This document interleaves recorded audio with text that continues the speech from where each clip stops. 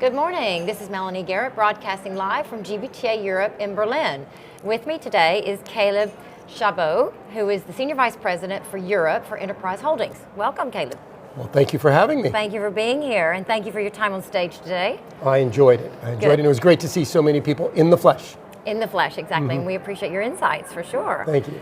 So, one of the big buzzwords in our industry is mobility. So what does the future of mobility look like for you, and how does enterprise fit into the picture? That's a great question and a very pertinent one right now. The future of mobility, as I see it, as we see it, will be about partnerships that enable business travelers to get where they need to go seamlessly, sustainably, and safely using shared assets.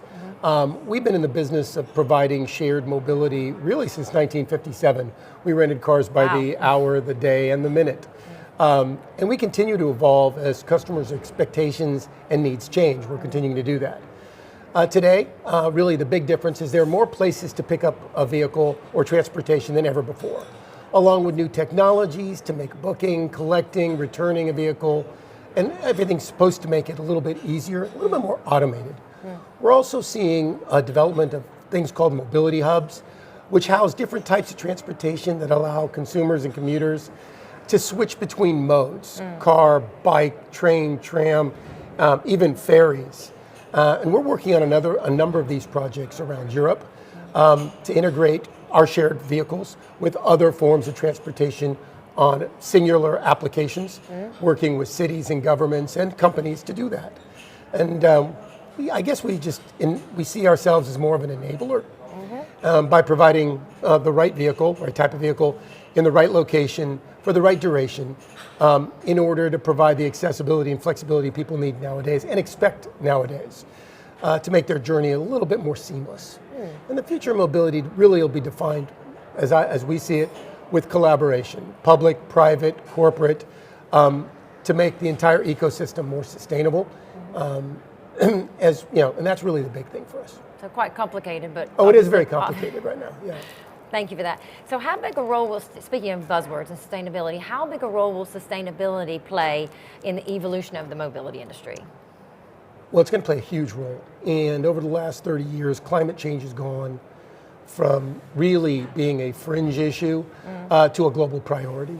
And as we see governments passing a raft of legislation, the mobility industry can serve as a real catalyst for adoption and adaptation to make a real difference on how people travel. Evolutionary, not revolutionary change is really the key. Business customers can play a leading role in the adoption of sustainable transportation.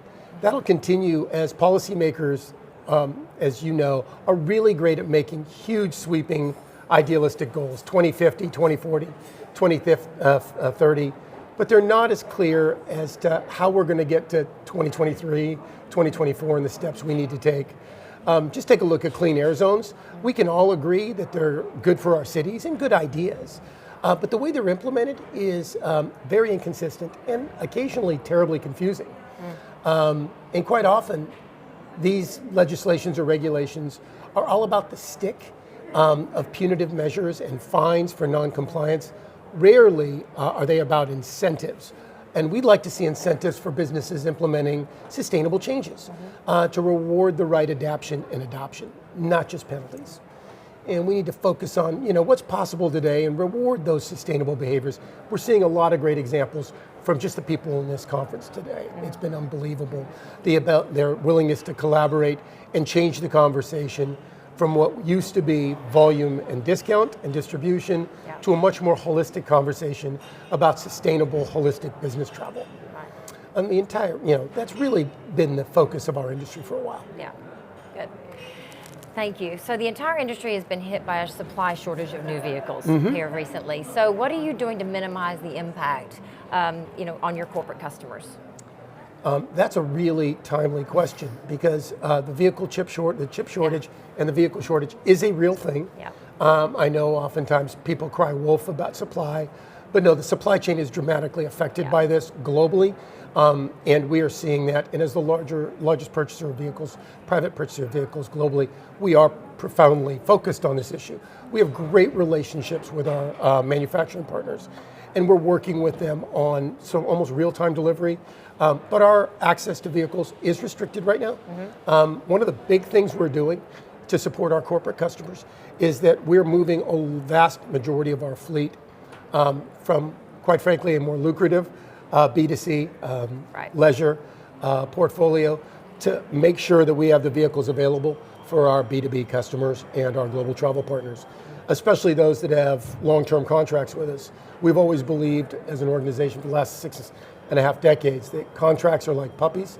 They're not just for Christmas, and we need to look after them all year long and as long as they're viable. We're very pleased with that strategy. We're very proud of that strategy, and we're going to continue to invest in that.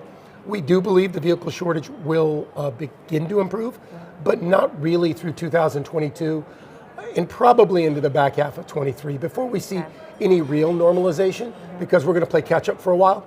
But we're very, very pleased with the way that it's working right now and how our customers are listening, and we're collaborating with them on their needs.